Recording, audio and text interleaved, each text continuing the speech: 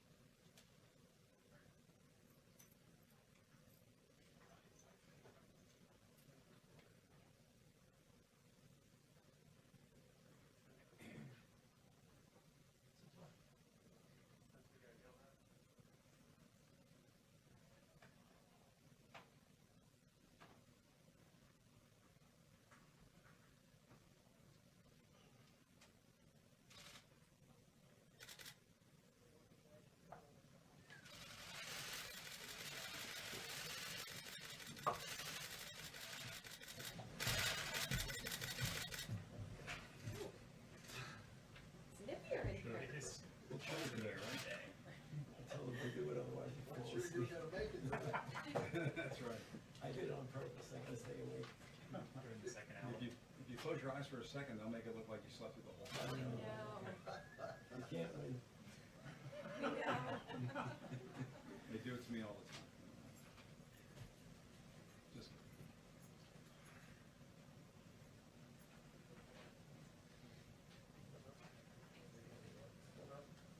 And did you know they gave us 10?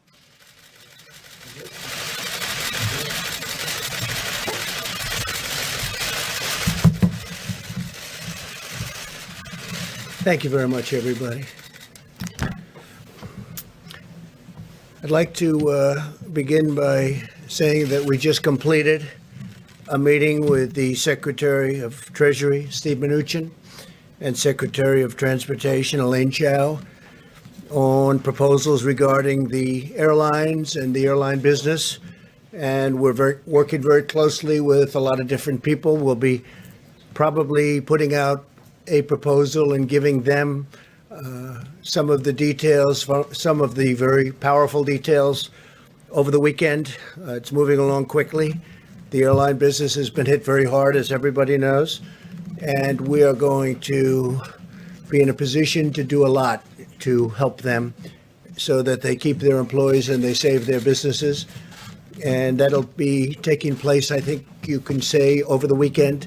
We may even have discussions with some of the airlines or all of the airlines over the weekend.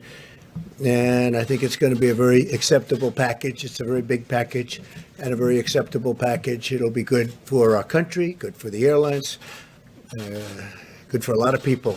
Likewise, I just spoke with the president of Russia, Vladimir Putin, and the king of Saudi Arabia, King Salman, and we had a big talk as to oil production and OPEC and making it so that our industry does well and the oil industry does better than it's doing right now. It's the numbers are so low that there'll be layoffs all over the world. There'll be certainly layoffs in this country. We don't want that to happen. We built a great energy business in the United States.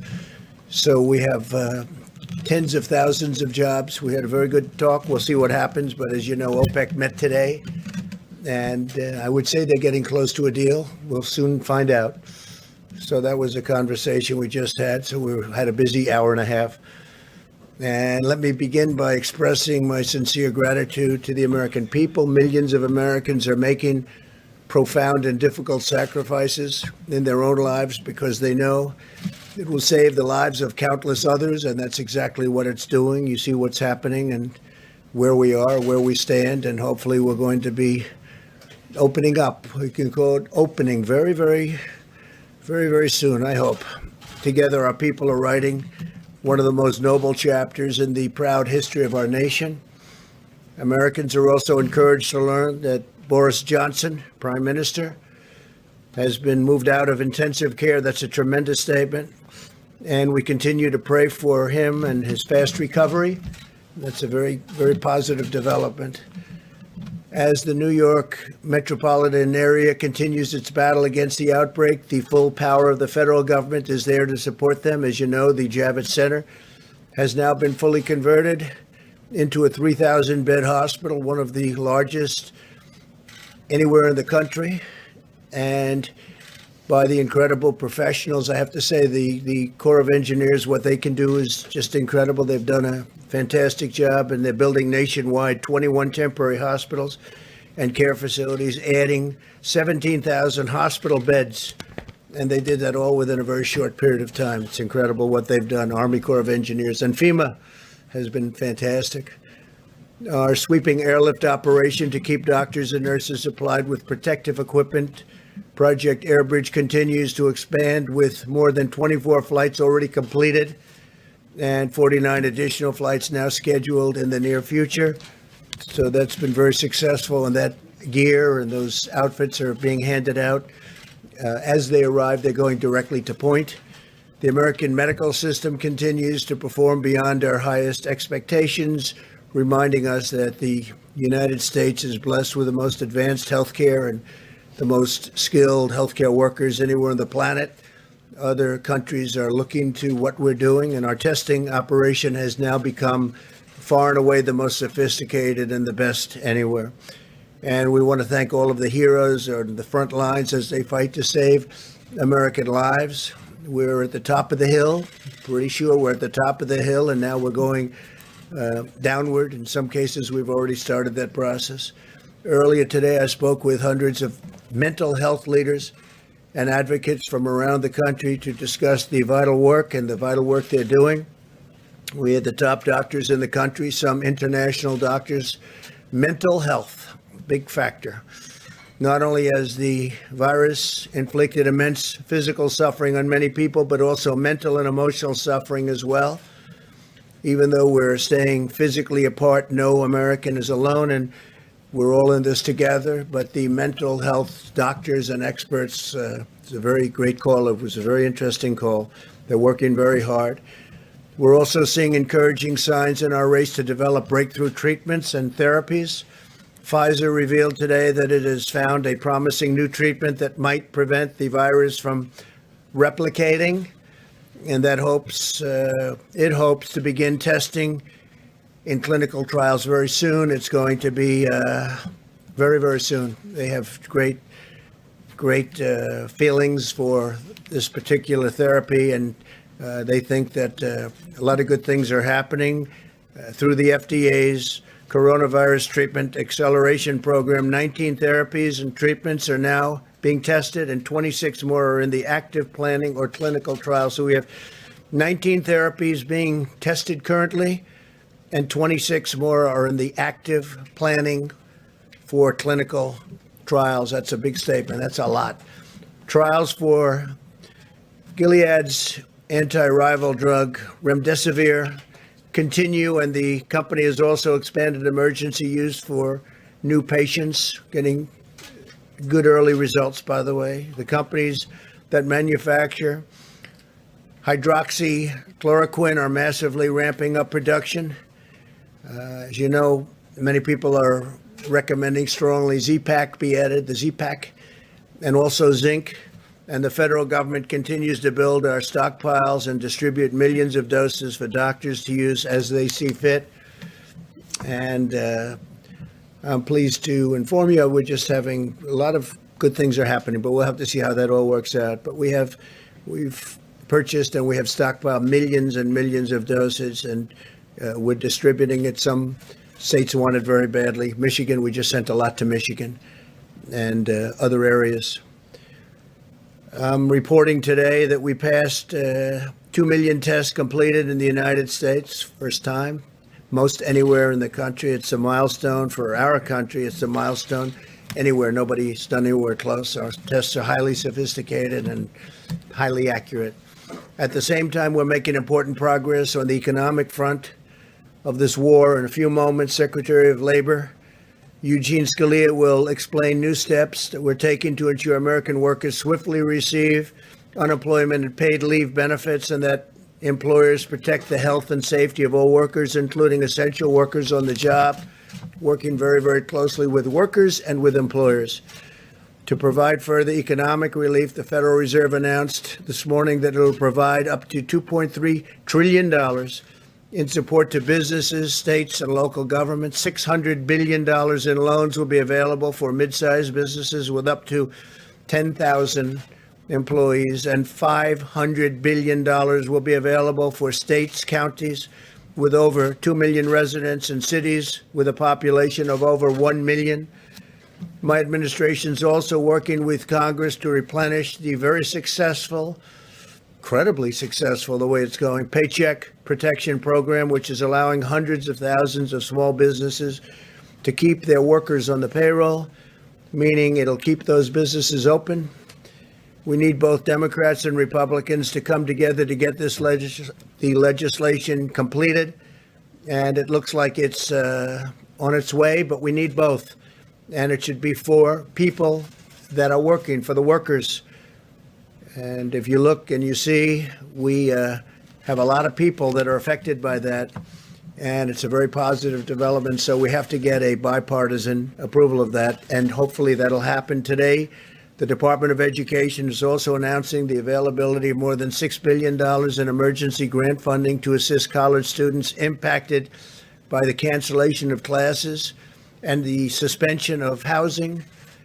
A lot of people had a lot of things suspended. Housing is one of them. Previously, we waived student loan payments for 6 months. So student loan payments have been waived for 6 months, and we'll discuss it after that, may go further.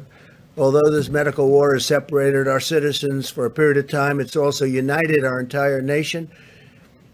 I think I can say, like almost never before, Americans are moving forward with common purpose and shared resolve, determined to vanquish the virus and lift our nation to even greater heights. We are supremely confident in the magnificent future that awaits the American people. And with that, before I invite our Vice President, our great Vice President, and Gene Scalia to speak, we'll take a few questions, and then I'm going back into negotiations on oil and on airlines. Yeah, please. Talk a little bit more about your conversation with President Putin and the King. Yeah, I had a very good conversation. Did you organize that call, and do they understand the problems they're causing with Yeah, the oil output? yeah. situation? No, there's so much production, nobody even knows what to do with it. That's how it's working. And Saudi Arabia, and as you know, Russia, it's well known that we're producing a lot, and they were perhaps fighting with each other over the production and the amount of oil being produced. And frankly, there's not enough room to even store it. Our storage is now full, going to be very soon. Our strategic national storage is, I said, this is a great time to fill it up, load it up with oil that frankly is at pricing that nobody's ever seen before. I don't think we've seen this probably since the 1950s. That was with big dollars. So we'll see what happens. The conversation was very good. They're getting close to a deal. That's OPEC and many other countries outside of OPEC, and we'll see what happens. Still fighting with each No, other? I think they were getting along very well. We had a very good call. I think it was a very good call. We're going to see what happens, but it was a very good call. They'll probably announce something either today or tomorrow, one way or the other. Could be good, could be not so good, but I think one way or the other. Go ahead, Jim. Yeah, Mr. President, how could the administration discuss the possibility of reopening the country when the administration does not have an adequate nationwide testing system for this virus? Don't you need a nationwide testing No. system for the virus before you reopen the We have a country? great testing system. We have the best, right now, the best testing system in the world. But there are certain sections. That's right now. There are certain sections in the country that are in phenomenal shape already. Other sections are coming online. Other sections are going down. And we, in addition to that, are giving out millions of tests, and every day we're doing it exponentially. We're picking up, and what we'll be doing in the very near future is going to certain areas of our country and do massive testing. It's not necessary, but it would be a good thing to have. Don't you need that, though, Mr. President, to make sure people are safe going back to work? You don't want to send people back to the workplace. We want to have it, and we're going to see if we have it. Do you need it? No. Is it a nice thing to do? Yes. We're talking about 325 million people, and that's not going to happen, as you can imagine. And no, it would never happen with anyone else either. Other countries do it, but they do it in a limited form. We'll probably be the leader of the pack. Please. Mr. President, what do you say to the 16 million Americans, more than 16 million Americans who have lost their jobs in the last 3 weeks and fear that the economy won't just bounce back, like you said? Well, I think the economy is going to do very well. Now, that's just my feeling. It's a strong feeling. I've had good, proper feelings about a lot of things over the years, and I think we're going to do well. We're doing it looks like we're at the lower end of the curve in terms of death, which is a terrible word, a terrible dark word that we've experienced like nobody's ever seen before in this country. I mean, we have numbers that are terrible, but when you look at the lower levels of 100, lower prediction levels of 100, 120,000 to 220,000, or if we did nothing, up to 2.2 million people, we're looking at a much lower level than the level of, I hope, than the level of 100,000. So we're going to see. We're going to have to. You can never do anything about the people that lost their loved ones and lost their friends, and I mean the great friendships. And I'm not sure a lot of people will ever be the same, but I think our country, from an economic standpoint, will end up being stronger than ever. We have tremendous stimulus. We have tremendous stimulus plans. We have things in the works that are going to really, I think, fire the country. I think that what's going to happen is we're going to have a big bounce rather than a small bounce. But we will be back. And I think, honestly, I think our country is going to be back from an economic standpoint. Again, you can never replace the people that were lost, and to their families, certainly you can never do a thing like that. But we will have succeeded in many ways, hopefully keeping the number way below our minimum numbers. And also from an economic standpoint, we met with the mental health people today, and that this is taking a tremendous toll mentally on a lot of people. And I think we're going to open up strong. I think we're going to open up very successfully.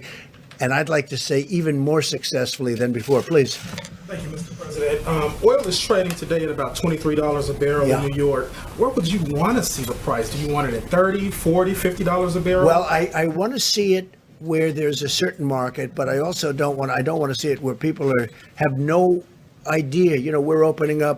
We'll be opening up areas for storage of oil, massive areas for storage of oil, because oil today is not selling. And what happened is the virus knocked out 40% of the market. Immediately, you know the number, 40%. Now, there was a lot of oil, but it was very controllable. All of a sudden, they lost 40%. You look at the roads, you look at the car, you look at what's going on. There's nobody driving. There's no reason for it right now. That'll start coming back. But we are storing millions of barrels of oil that nobody thought would even be possible. Frankly, ships turned out to be a good business for some people because they're filling up tankers, sending them out to sea and not saying where to go. They're just sitting out there loaded up with oil. So we want to save our energy in this country. We want to make sure that our energy companies, businesses, and employees, workers, remain strong. So that's how I'm involved. And I think that's going to happen. So right now, if you look, you're probably talking 23, 25. If they announce a deal, we can get it up. We need a minimum number so the companies don't go out of business. So they're not going to lay off all of these energy workers who are important to our country. And, we're now energy independent. We could do something where we only used our oil. But I think the long-term benefit is to be able to just go with the market. And it's going to work out. It's all going to work out. If you looked at 3 weeks ago, as you know, as we talked about it, 3 weeks ago and 2 weeks ago, this was catastrophic. I think it's really hitting bottom. And I think that, we've had a bottom, but now at $23 and $25 and probably heading up, At the same time, we save our energy, and we also produce great, cheap energy, and we save our jobs. Yeah. I want to ask you about the Paycheck Protection Program, because every day we're hearing from small business owners who are telling us that their banks don't know how to access this money, they're trying to apply, they can't figure it out. So where does the fault lie? Does it lie with the banks? I don't think there's a fault.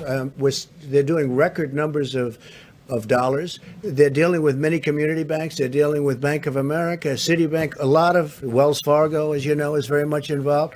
And they're dealing with the bankers. Can't go that quickly, but I'm hearing it's a very, very successful rollout. They did want changes in applications. They want changes in loan requirements, et cetera. But they're taking billions and billions of dollars worth of loans. And in the very near future, the banks will be relieving the money. They'll be paying out the money. Yeah, please. Sure. Are you still expecting the USMCA to take effect on July 1st? And considering the fact that the auto industry is hurting these days, are you ready to postpone the? Well, we have a application of the deal. new rules? Yeah, the deal is with Canada. The deal is with Mexico. We have a deal. And obviously, the deal is different from the standpoint that production will be lower. But we have a deal. It's a signed deal. It's a deal that's one of the worst deals that we've ever had was NAFTA, one of the worst trade deals ever made by any country anywhere. We'll be terminating that. And the new deal is a great deal for our country. So that's something. Now, again, we get hit by the virus, and we'll see where that all goes. But certainly car production is going to be down for a little while. But ultimately, good for our farmers, great for our farmers. We'll be helping our farmers, by the way. We have money going out to our farmers in the pretty near future, having to do with, you see what's happened. The farmers got hurt very badly by all of this. People are eating less from the standpoint that there's no restaurants are open, no businesses are open, no hotels are open. They'll start to come back. But we're going to be helping out our farmers. Yeah, please. Postpone the new auto ahead. regulations. Thank you, sir. Philip Wegman, Real Clear Politics. Earlier, you mentioned Project Skybridge, and we're hearing that through that project, a lot of the PPE that was sent out to other countries is coming back to this country. Do you know when we will be able to bring a majority of that back? And then, are you frustrated that USAID allowed a lot of that aid to go out the door in the first place? Should they have brought it back? I'm not, before? because we're in very good shape. You'll be speaking with Mike Pence about this in a little while. You look at the hospitals, you look at what's going on. Yesterday I spoke with the governor of Louisiana. I'm saying, do you think we need that extra 1,000 beds that we're in the process of building? We are really in good shape. You're not hearing people are needing ventilators much. In fact, we're going to start helping other countries with ventilators. We're going to end up having a lot of ventilators for future should something happen for hospitals, ideally to keep and have. But no, I think we're in very, very good shape. We have calls with governors all the time, and the governors are in very good shape now. We have sent billions and billions and billions of dollars between ventilators, equipment, protective equipment, masks. We have 500 million masks coming, 500 million from one group. 500, it'll be 300 million and 200 million over a short period of time. No, I think we're in very good shape. Please. President, speaking of testing, some experts, including Scott Gottlieb, have talked about 750,000 tests per week being needed before the economy is opened.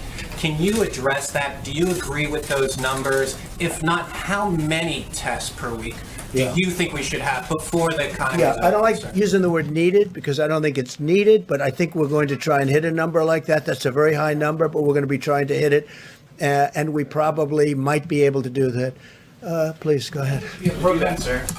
Go ahead, please. Thank you, Mr. President. Today, the Democrats pushed for more rescue money for states and hospitals, which are complaining that they need it to fight the coronavirus pandemic. Do you think hospitals and states need this money? Would you support I do, something? and I do support something, but I support it for the next phase.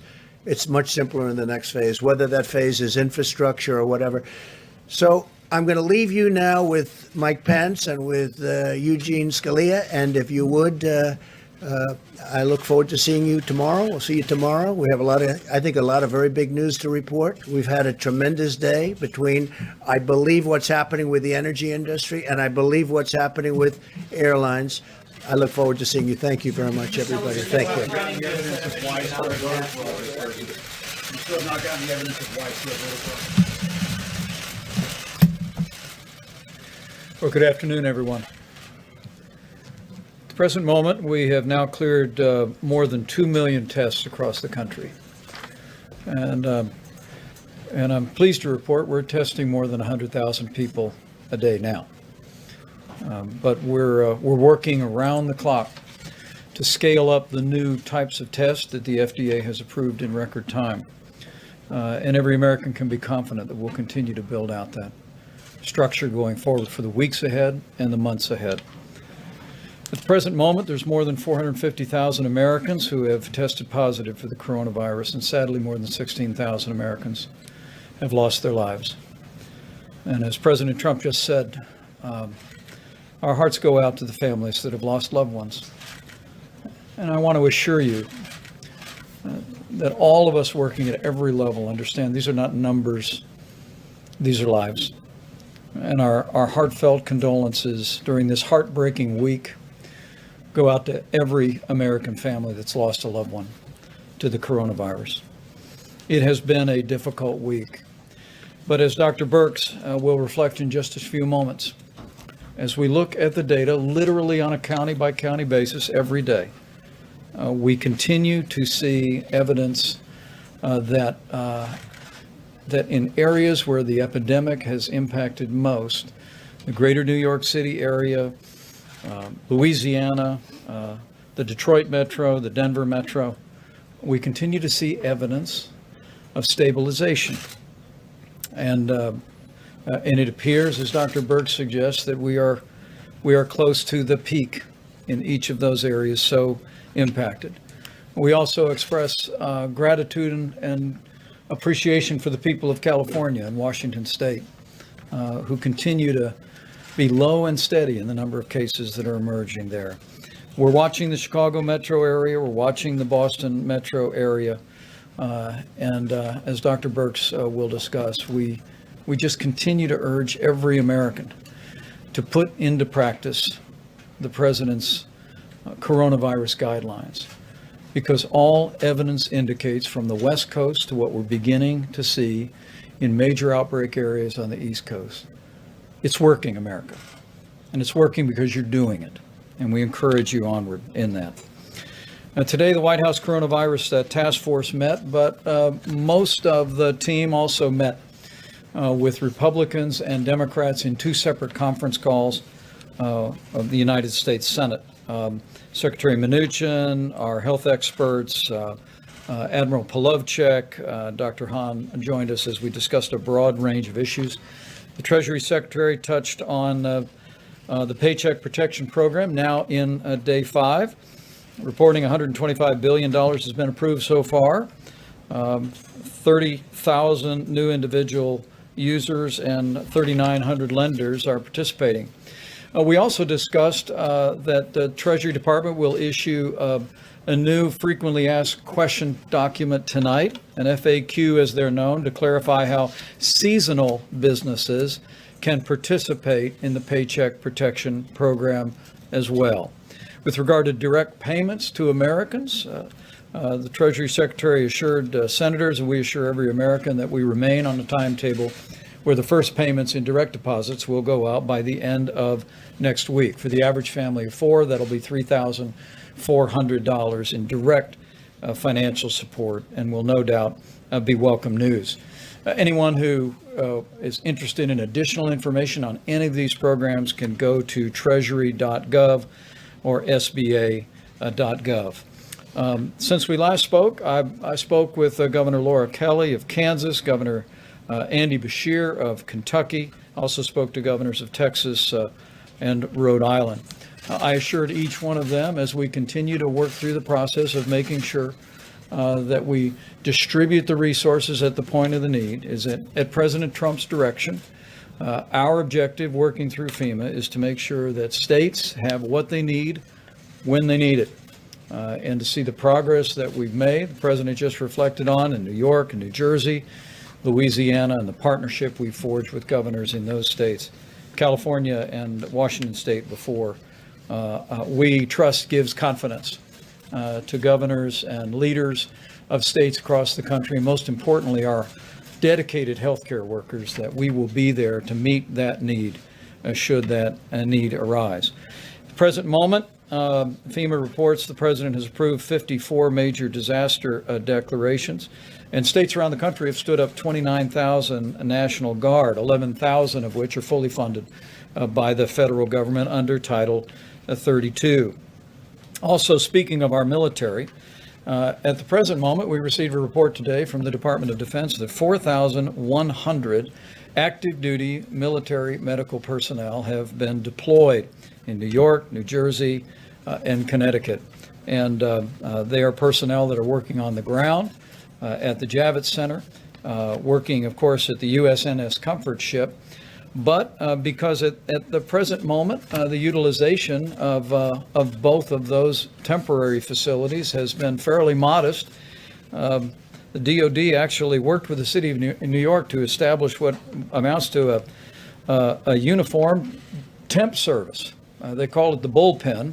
And today they literally deployed from the ship and from the Javits Center 75 medical personnel to relieve dedicated healthcare workers within the hospital system in the city of New York, and we'll continue to do that.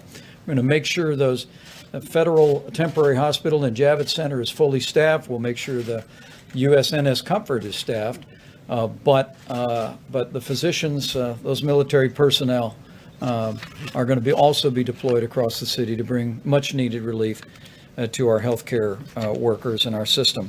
From the VA standpoint, we've opened up VA facilities in New York City, East Orange, New Jersey, Detroit, Michigan, and we are opening up the VA facility to coronavirus patients in Shreveport, Louisiana. Finally, I mentioned that today we exceeded more than 2 million tests that have been performed across the country.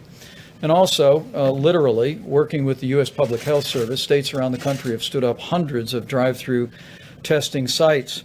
And just this week, FEMA and the U.S. Public Health Service announced that we will give an option to states to transition from a federal testing site, dozens of which have been assembled around the country, to a state-managed site. I want to emphasize that this is an option. We believe it gives states greater flexibility to style sites or manage sites in areas that they think are most important. But we're also processing requests for continued federal participation in states from New Jersey to Louisiana to Illinois, Colorado, and Texas. And we want to assure people in communities all across the country that we'll continue to partner with states to the extent that they prefer us to be a part of it. With regard to the air bridge, 3 flights were scheduled to arrive today in Chicago, New York, and Dallas-Fort Worth. 49 flights are scheduled over the next 3 days. And we continue to work supplies. We continue to literally leave no stone unturned around America and around the world. We're literally in the process of acquiring tens of millions of supplies that are being brought into a distribution system organized out of FEMA and focused on the areas most in need. We're also bringing real innovation, and at the White House Coronavirus Task Force today, we tasked the FDA and CMS to review the feasibility of allowing hospital workers to use cloth gowns for performing procedures. It was observed that 20 years ago, most physicians and most surgeons wore cloth gowns every day and laundered them, but it's transitioned to disposable gowns, and we're working very rapidly in the next 24 hours, and we'll have guidance for hospitals and healthcare workers about the ability to in effect recycle gowns and make sure that we have the supplies that we need. As the President mentioned today, the President and the First Lady and I and my wife Karen we're honored to be a part of a conference call with mental health professionals from all around the country. And we know while there are families that are struggling with the coronavirus and struggling with heartbreaking loss to the coronavirus, we understand this is a very challenging time for every American, but most especially Americans who struggle with mental disorders or struggle with addiction. And the President brought some incredibly dedicated people together to make sure that they know we're with them, Early on, the president expanded access to telemedicine, and we've also issued guidance for using technology to remain connected to social support groups. And we just urge everyone who may be feeling an emotional burden or a vulnerability during this time to reach out to the many resources that are there and to know that you're not alone, that we're with you and we'll get through this, and we'll get through this together. So despite heartbreaking losses that continue this week in communities from New York to New Jersey to Louisiana, there are signs of progress and hope abounds. The reality is that we see new projections from the experts. And if the projections are right, it's because it's working, America. It's because the American people are putting into practice the social distancing, caring for their neighbors and their loved ones and their family members, and putting their health first. And we just want to urge every American to continue to put those principles and guidelines into practice every day. With that, I'm going to invite Dr. Deborah Birx up for an update, and Dr. Fauci will hear from the Secretary of Labor, and we'll take a few questions. Thank you, Mr. Vice President. So I wanted to cover today not only what we're seeing across the United States, but some of the testing data to assure from the prior question, if we're testing, I'm sure you're following our numbers every day, and the amount we're going up, about 118,000 to 120,000 per day are being tested. So we're way over the 750,000 per week currently. We have some statistics. Now remember, we required this, thanks to Congress, to be reported. We have about 75% of that test data in now. About 1.5 million of those tests have been reported in. I just wanted to give you some ideas, because sometimes we think that we're only testing in the hospitals, that this should give you an idea of the quantity and the types of tests that have occurred. So we've tested over 200,000 young people up to age 25. They have about 11% positivity rate. Over 500,000 people between 25 and 45. They have a 17% positive rate. Now remember, in order to get tested, you have to have symptoms. So this gives you an idea of the number of people who have symptoms that are not infected with coronavirus. Another nearly 500,000 people between 45 and 65, their positivity rate is 21%. Another nearly 200,000 between 65 and 85, 22% positive, and a small group of about 30,000+ individuals over 85, and they have a 24% positivity rate. And so this gives you an idea of we're testing throughout all age categories. I see a lot of men in the audience today. I just want to remind them about the importance of healthcare. Of the male-female ratio, 56% of the people who are tested are female, 16% positive, 44% male, 23% positive. So again, it gives you an idea about how men often don't present in the healthcare delivery system until they have greater symptomatology. This is to all of our men out there, no matter what age group. If you have symptoms, you should be tested and make sure that you are tested. We appreciate you engaging in that, and also really recognizing the issues about comorbidities and making sure that we're addressing those. I had a series of great calls with about 17 states that are in our more rural areas, specifically around our indigenous people and tribal nations. It was a very reassuring call, and we are testing across the country. We do have about 63% of states that have less than 10% positive despite significant testing. And within the indigenous peoples and tribal nations, they're seeing the same thing that we're seeing across the nation. Increased issues among those with comorbidities and those of elderly, but also issues in nursing homes. And so they are testing, many of these states are still capable of doing full contact tracing. And so they've been doing contact tracing from nursing home outbreaks and other outbreaks. It really gives us a clear impression of no matter what we do in the future, we need to really ensure that different nursing homes have sentinel surveillance. And what do I mean by that? That we're actively testing in nursing homes, both the residents and the workers at all times. That is where, and that's how we saw this at the beginning. That's what we saw in Washington State. And that's what we're seeing in many of the states that have very low case attack rates. The other thing that I want to leave you with, I mean, we certainly know how desperate and difficult the situation has been in New York over the last few weeks. And we've been telling and talking about how this would be the week that would be most difficult because of the large proportion of cases that are coming from the New York metro area. What's been encouraging to us, those early states outside of Washington and California, which still have extraordinarily low attack rates because of their level of mitigation, all of the new areas that are having new increasing cases, we talked about them yesterday, Washington and Baltimore and the Philadelphia metro area, that includes Camden, Wilmington, and the counties around Philadelphia. We're seeing that the case numbers, what we'll get to as far as attack rates, we talked about 1 in 7 in 1,000 in New York that are being measured. These are coming in even with their progress up their curve in the 1 to 2 per 1,000 range, showing that when you start mitigation early, it has a very different impact.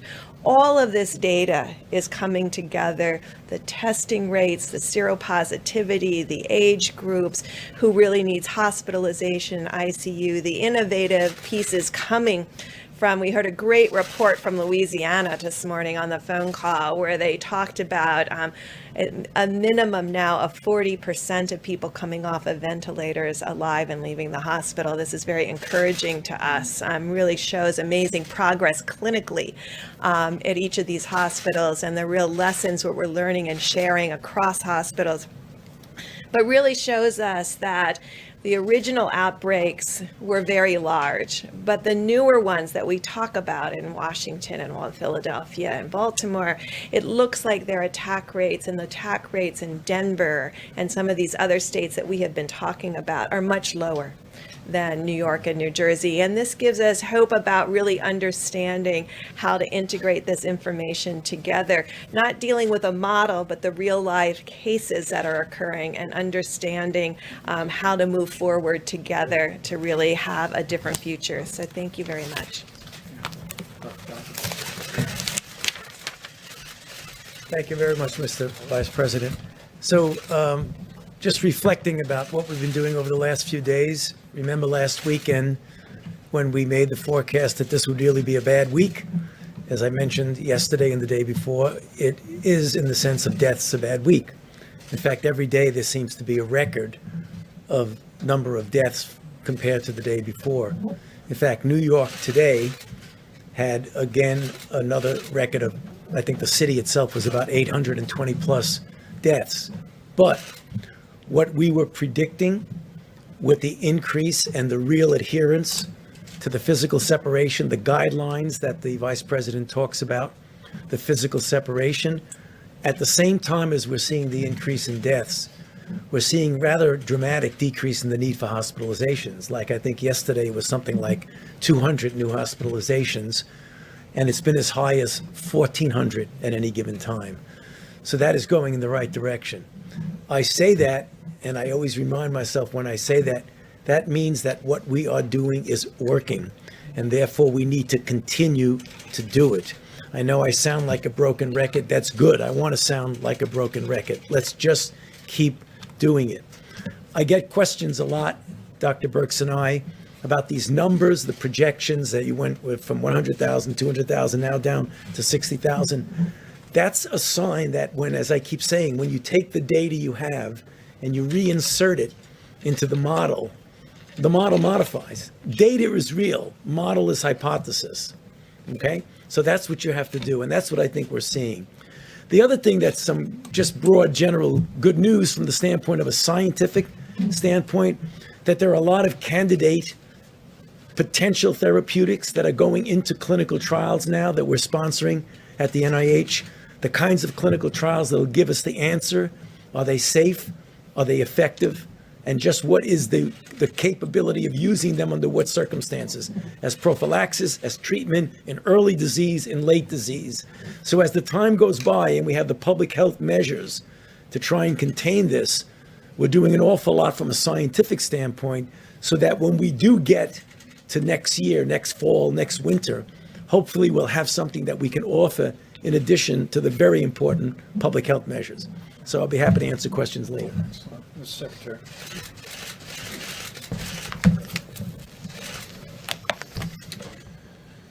Mr. Vice President, thank you, and thanks to the task force, and of course, thanks to the President for his leadership. The important public health measures that have been discussed so much in these briefings in this room have had a large impact in American workplaces. We saw that again today as the Labor Department released figures showing that 6.6 million new unemployment claims were filed last week. We're all mindful, the President mentioned this, that the American people are making difficult sacrifices. That has included being furloughed, laid off, or having a small business struggle. That said, American workers can be encouraged by how swiftly and comprehensively the President and Congress have responded. 3 weeks ago, the U.S. had never had a law requiring paid sick leave at U.S. companies. But 3 weeks ago, the President signed the Families First Coronavirus Response Act, which did provide paid sick leave, as well as expanded family and medical leave for employees at small businesses, with those small businesses being reimbursed dollar for dollar for having provided that leave. Last week, we at the Labor Department issued rules to implement these leave requirements of the Families First Act, and we've been in near constant contact with employers and employees to help them understand the law, and in a number of cases already, to help workers get the leave that they were entitled to. Another unprecedented benefit for workers was provided in the CARES Act less than 2 weeks ago. That law, as you know, includes a $600 a week plus up to unemployment benefits that are provided by the states. We have millions of unemployed Americans who are making a sacrifice for our national well-being. These bonus payments, and they're unprecedented, the government has never provided a plus-up unemployment payment like this. These payments are intended to make those workers whole as near we can. This temporary benefit is available not just to employees, but also to the self-employed and gig economy workers. Before the President signed the CARES Act, gig workers, independent contractors were not available for unemployment compensation. Today they are. At the department, our team has worked day and night to enable states to make this benefit available. I'm pleased that a number of states are now making those $600 additional weekly payments. More states will follow in the coming days. How long it takes will vary by states. Some states' systems will take longer, but we at the department will continue to support them. We have already dispersed $500 million to states to help them with their systems and making these payments. We have another $500 million that we're ready to release. And for workers who don't get this benefit when it's first due them, states will be able to catch them up later when their computer systems are able to make these payments. Let me add that we're also mindful at the Labor Department that many Americans remain in the workplace, including on the front lines in our hospitals, as well as our emergency responders. My department's Occupational Safety and Health Administration, or OSHA, has been providing guidance to employers and employees on coronavirus since the early days of this health emergency. We are fielding and responding to calls from workers worried about their health, and sometimes from workers who believe they've been illegally disciplined by their employer for expressing health concerns. We will not tolerate retaliation. OSHA will continue to work with workers and employers to keep workplaces safe, using all the tools available to us, including enforcement if needed. I wanted to finish by commenting on the Paycheck Protection Program, which we heard about earlier, run by the Small Business Administration. This, of course, is loans to small businesses to enable them to meet certain costs, including utilities, rent, and most important from my perspective, payroll.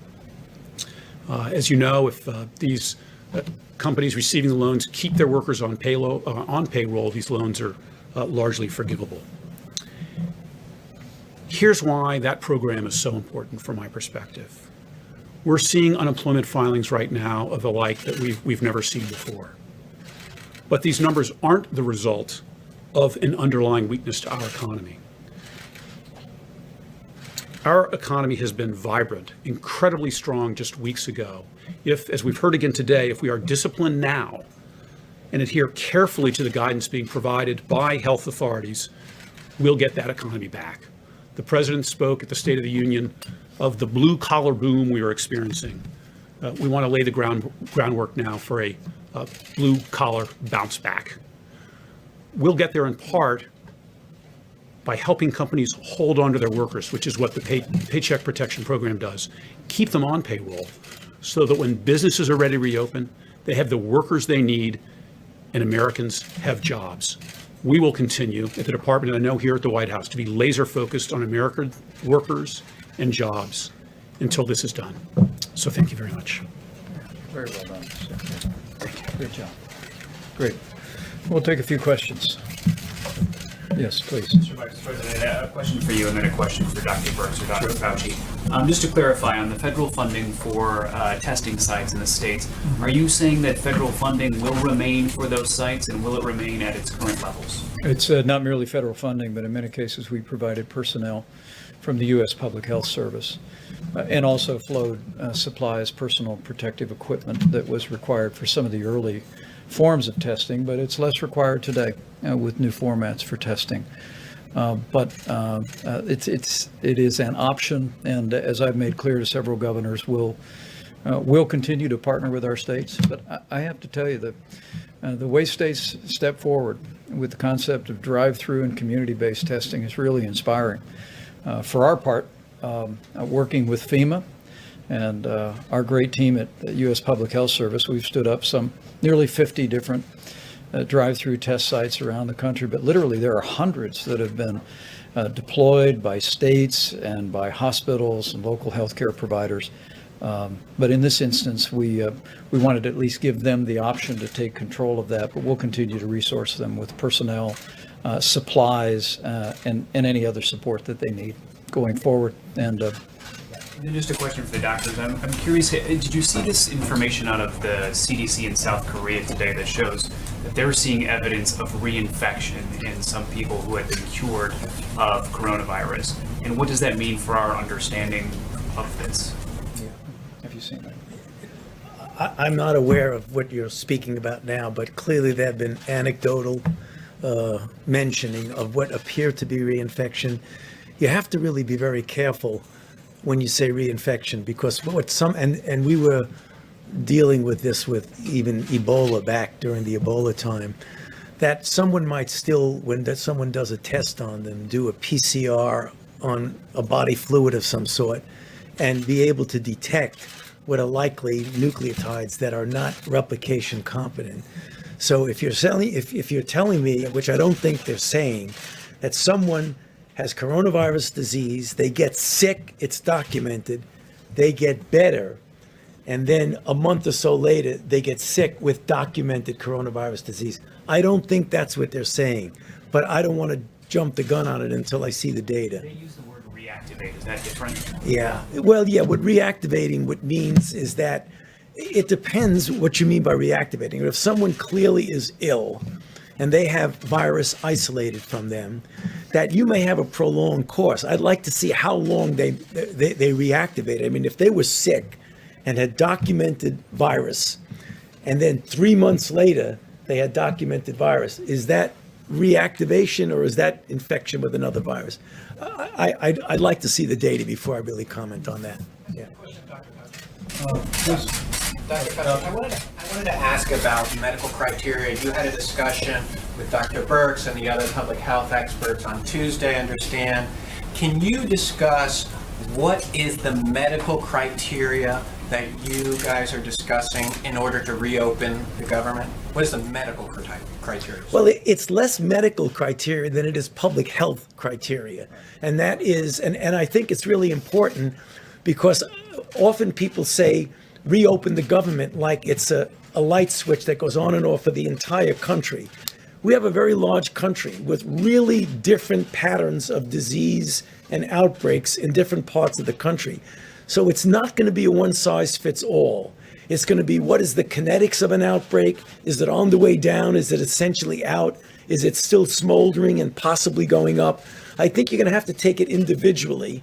And Benchmarks that you're looking at, though? I mean, are there some numbers that you're looking at, some data that you would like to see? What would you like to see before that happens? yeah, well, I will allow Dr. Birx to come up with just my own opinion. I don't think they're going to be benchmarks that are going to be consistent from one to the other.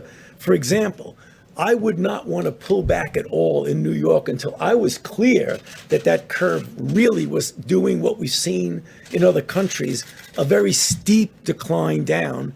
And we had the capability, if there was a resurgence, of having everything in place to be able to do the containment as opposed to struggling with mitigation with what we've been doing. That's different than a relatively smaller city, town, or whatever you, in the Midwest or mountain regions, which is generally very well controlled. What I would want to see, do we have the capability of doing the isolation, contact tracing, and suppression of it? So it really varies differently. So I don't think there's one medical criteria. But Deb, if you want to speak to it. Thank you. So it's what I tried to cover in the brief presentation I gave.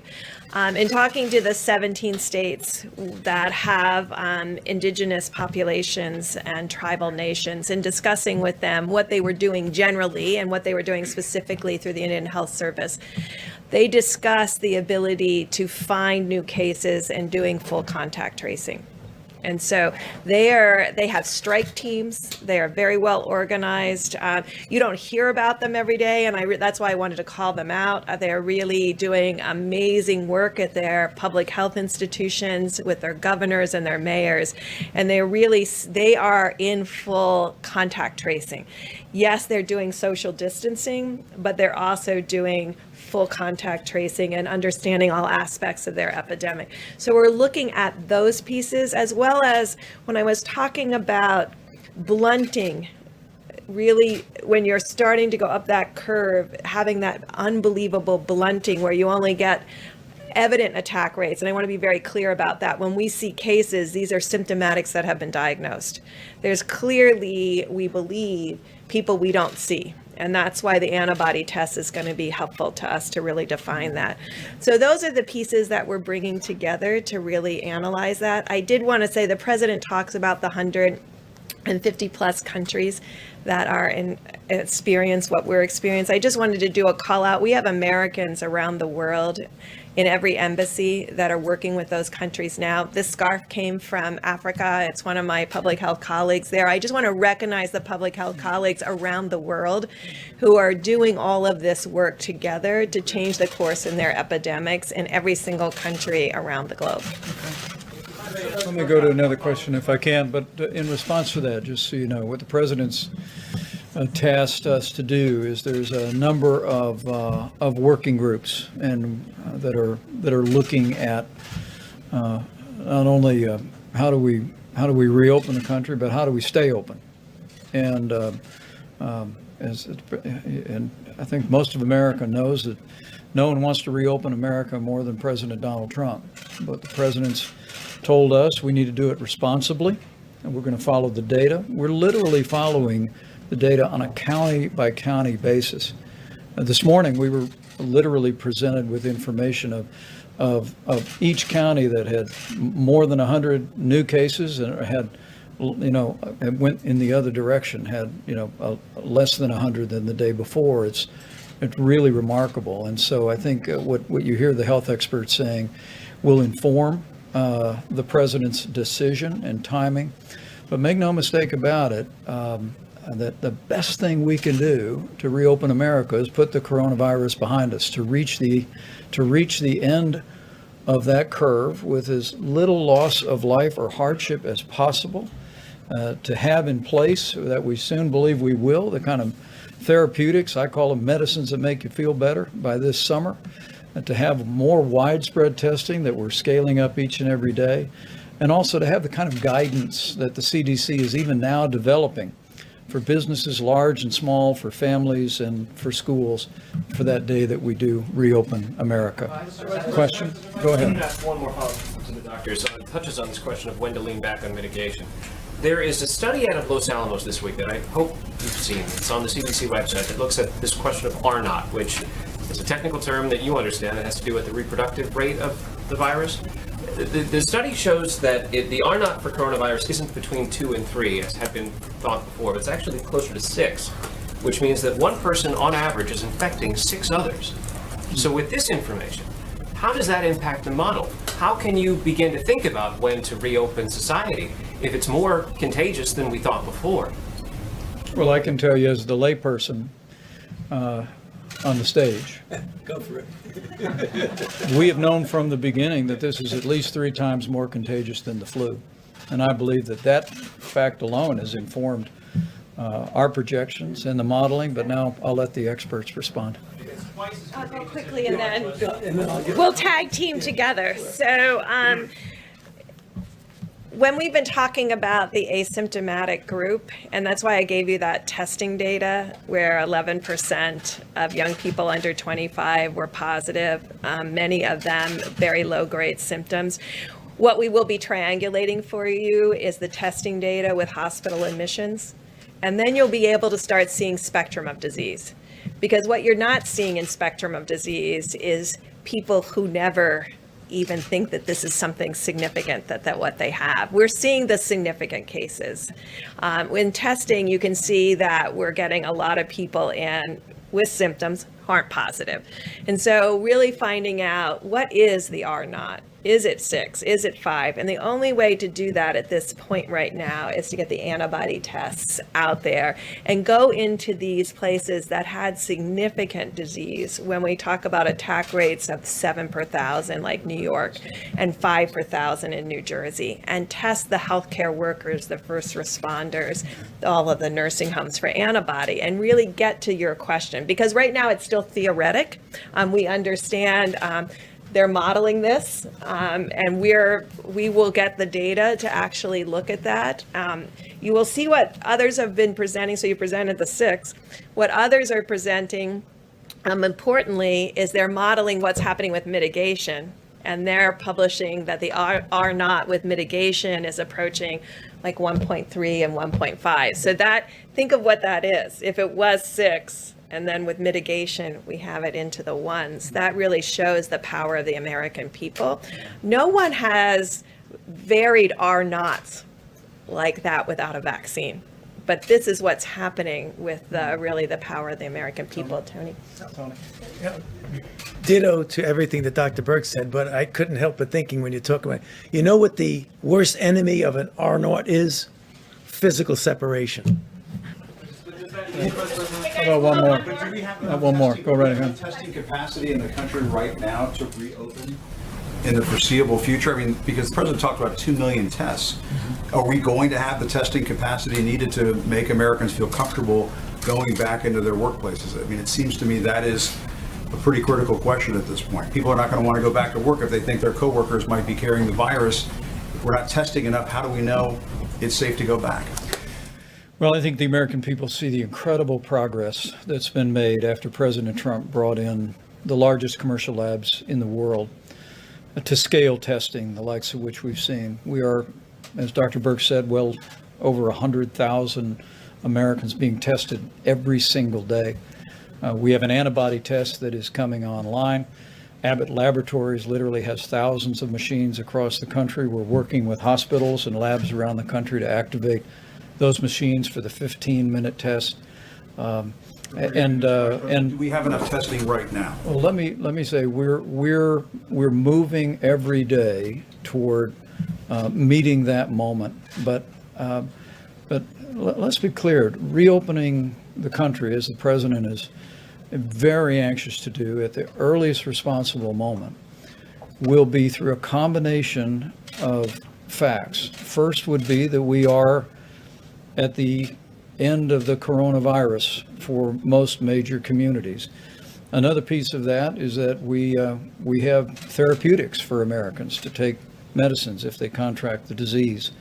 Another piece of that is guidance from the CDC to public institutions, to businesses large and small, about how to conduct themselves in a safe and a responsible way. And testing is also a piece of that. And as Admiral Joie has reflected, we are spending a great deal of time expanding testing today. Every single day, there's more and more tests across the country. But we're also working to scale testing that as we move into this summer and move into the fall, we'll have the testing we need to do what these doctors call not diagnostic testing, which is to take a test of a person that has symptoms, but surveillance testing, so we can identify people that may have had it and may be immune, versus people people that we just need to know whether or not they were ever exposed or and were not exposed. How about one more quick question here, if I can? I think he had one right here, or I'll go to you in the back. Thank you, Mr. Vice President. In the next few weeks, the Supreme Court is set to rule on DACA and about on the Deferred Action for Childhood Arrival, and about 30,000 of those people who are under that program are frontline healthcare workers. Is the administration in any way ready to protect them if the ruling comes in your favor and takes the protection out and they can no longer work in the health field as they're needed right now? Well, I think the president's been very clear on his desire to reach a solution on that issue with the Congress. But let me say, whether it be healthcare workers or people working in food supply, other people working in critical infrastructure, we're incredibly inspired by the way people across this country are stepping up to keep healthcare rolling and available. A high quality of care, even in areas deeply impacted by the coronavirus. And also, as we said the other day, hardworking people in our food supply, from the farmers to processors, to distributors, to truck drivers, to grocers. We received a good word that over the last several days, we've actually seen a significant drop with one major company in absenteeism. We issued new guidance from the CDC about how people who may have been within close proximity to someone who had the coronavirus could return to work before the 14 days if they didn't have a fever, if they tested themselves twice a day and returned with a mask. But the dedication of people to continue to work is truly inspiring. And I know as we go forward, we'll work through a broad range of national issues, but we're going to be incredibly proud for a long time about the way people all across this country responded to this moment. So thank you all very much. We'll see you tomorrow.